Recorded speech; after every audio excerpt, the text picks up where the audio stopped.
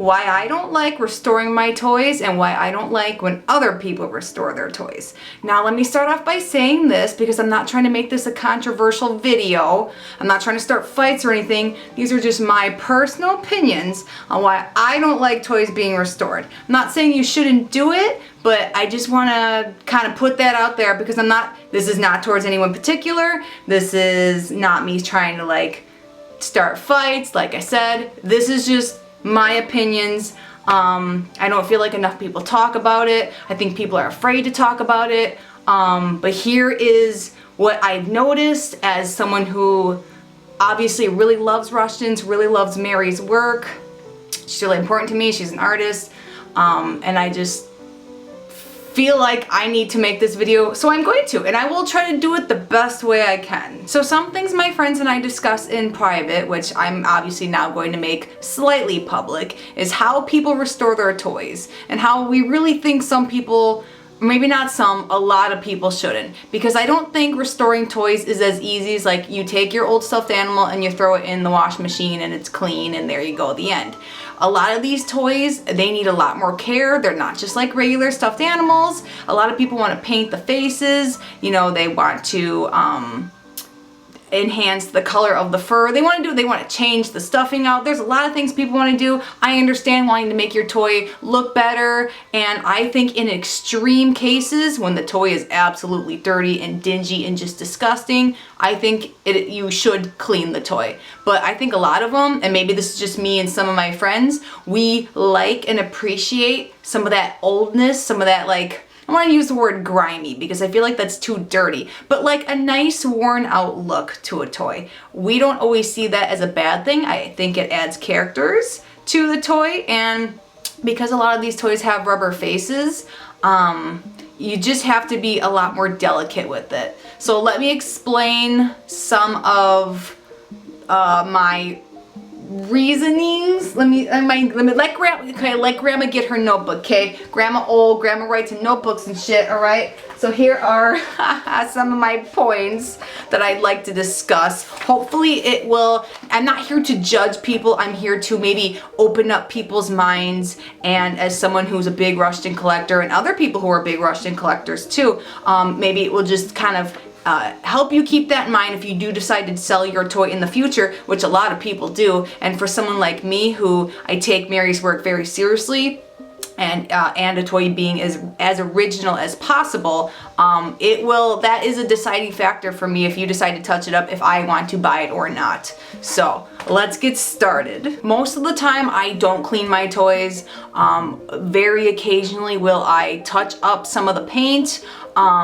I don't want to, I try not to.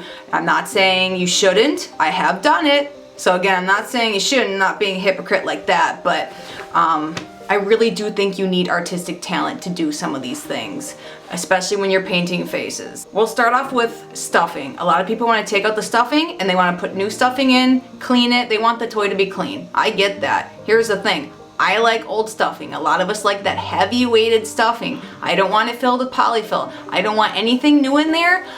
You could take out the stuffing, you clean the toy, you put the old stuffing back in. That's what I do. That's just me. Well, it's not just me, it's a lot of people, but I like that heavy, dense stuffing.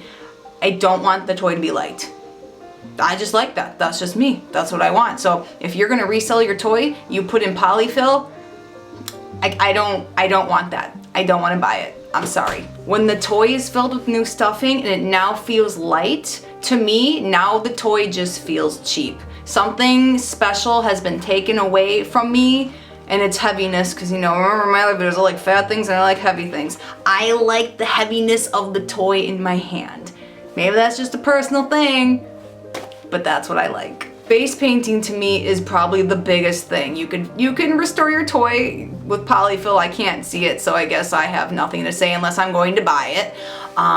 But when people repaint faces, I can tell. I can always tell. Some people don't care. You might not care, so then this video is not going to be for you, and that's totally fine. But please remember, you may resell that toy someday, and maybe someone else, they won't care that you repainted the face and stuffed it with different stuffing. Totally cool.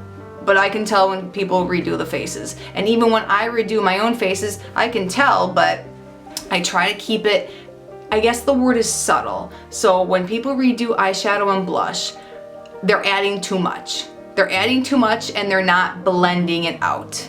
And it drives me crazy. I think that if I got a toy with almost any of the blue eyeshadow, because we're going to talk about Russians here. Russians always have blue eyeshadow. Well, not all of them, but the eyeshadow is always blue.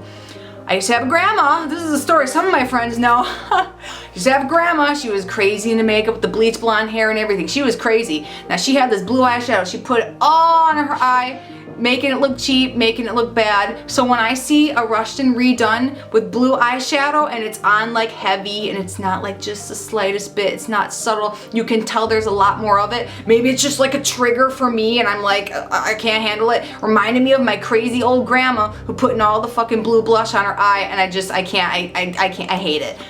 I'm sorry, eyeshadow, excuse me, did I say blush? Now we'll move on to the blush. The blush is another thing. People don't know how to blend the blush out. People, I think, and I've seen this, I'm not trying to talk about anyone in particular, but with the blush, I love added blush, don't get me wrong. I add blush to my toys too. But please, don't just make it a circle of blush. It's a pet peeve. I can't handle it. Again, if you love it and this is a toy, you're gonna keep it forever, it's totally great and it's not a Russian, maybe it's like some other knockoff brand, maybe I won't care as much, but I guess because I take it personally, it's Mary's work and she's an artist and I really love Mary. Like if a duck has a little bit of paint missing from its beak, I match the color as closely as I can to the original color and I paint only those parts. I don't paint the entire beak. That's the original color. I like it to be original. And that is as far as I will go. With Mary's oldest work, there are a lot of her toys have makeup or eyelashes that are very faded. Now, I'm okay with that personally because it's an old toy. You would expect that. I think that's really preserving history. That's preserving some of her earliest stuff. That's preserving not just the way it looks, it's preserving like the color and the brush strokes, because when you redo the eyelashes, when you redo anything, you're changing the color, you're changing the style, you're changing the brush strokes, which for me as someone, maybe I'm just a crazy Mary Rushton lover, I like to see the original. I like to see, the thickness of the brush, the way that, the brush it ends at the end of the eyelash, like to the point, how long they are, the color, just how it's faded. I'm just kind of weird like that. I like that. So when it comes to Mary's really old stuff and people paint it, it kind of kills me a little bit. Now, not to be a hypocrite, because I do have to say this, my little baby mini Queenie Quack over there, and this was before I even knew she was a Russian, I did fix up her eyes. I didn't know what she was, I didn't know she was a Russian, I just knew she was really cute and I wanted her. Now, if I would have known, and see, look at even me, I like to say seasoned collector, but maybe I don't like to give myself any of those titles. But I guess I'm just saying, like, as someone who collects toys and over the years I've become more passionate about them, maybe I wouldn't have painted her eyes. We all make mistakes, so there is that. So I'm not perfect and no one is perfect, so hopefully just by mentioning these things, it will just, like I said in the beginning, open up people's eyes and you'll think differently, a little bit differently before repainting your toys. And a lot of times, and I know this from experience too, gotta experience it to know, right? We don't realize my Mary fell. Damn, no, hell no, girl, I'm losing Mary right here. Okay, get back on there, girl. We don't realize we're ruining toys until it's too late, until we wash the toy and you're like, oh shit, maybe I really shouldn't have. Oh, some things happen, colors bleed, a lot of the times the felt, like, again, if you don't know what you're doing, because I have cleaned toys before, but I realize I don't really know what I'm doing, and there's people out there who know more than me, so I try not to do it. But there's been times, Mary fell again. Mary, don't fall, please. No! Stay. Mary don't like this conversation. She is rolling in her grave. She hearing about people messing up her work. She can't handle it. She cannot be here for this conversation. You gonna be here for this conversation, girl. The felt, colors bleed, don't fall. Colors bleed, and a lot of times when there's holes in the felt and it gets wet and it's still heavy from the water, the holes just get bigger. So these are things that you notice starting to happen and it's just too late and you don't know what to do. So these are just like some things that I want to throw out there.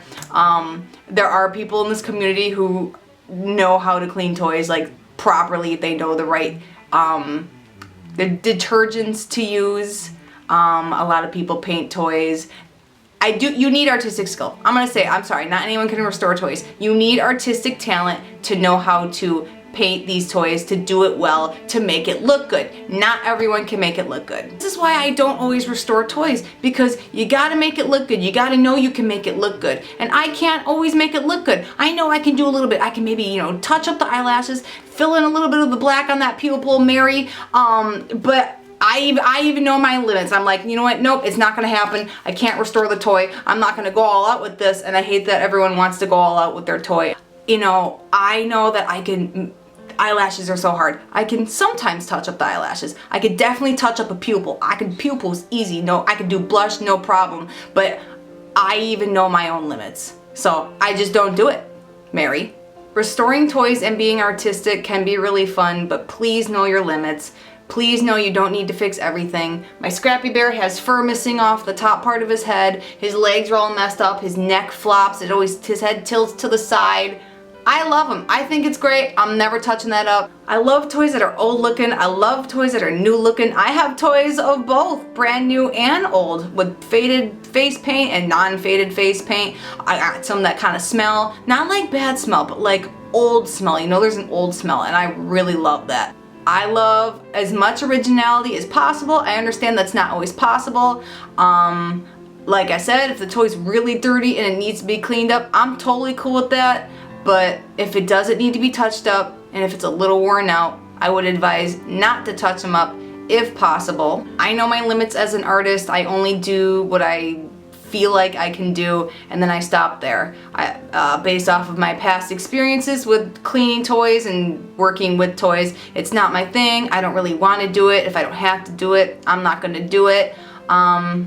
So yeah, just wanted to let everyone know you don't need to have the most amazing, beautiful toys, and you don't need to touch all of them. We've all made mistakes. We've all messed up a toy at least once or twice. You learn from that, and either you decide to keep going or you stop. I stop. If you are going to restore a toy, because again, in my opinion, probably is not that big of a deal, and you're going to do what you want anyway. Just remember, I guess, the words then, subtlety and complimenting. Don't go overboard, do it subtle, and then make sure it's just complimenting enough to your toy. Because I feel like not enough people know about that or do it that way. The colors don't need to be heavy. Remember, it is an old toy. I feel like it will look odd or weird if you have like this toy that is not beautiful with shiny fur, bright fur, and then you have like this full face of makeup that is just very bright, colorful. It doesn't match. It's like taking a toy that is old and dirty. This is not a call. I do this too, but it's kind of bothers me now that I'm thinking about it lately.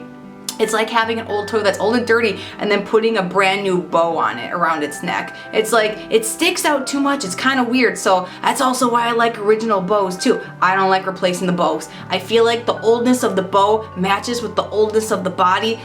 And that's just what I like. That's just me. So hopefully this video gave you something a little bit to think about. Maybe you'll not like it. Come on, haters, fucking hate me and shit. But again, I just want to let you know these are my personal opinions as someone who really loves Rushton, really loves Mary's work, and toys that are as original as possible, I think, will always be, at least in my eyes, me and my group of friends, most desired.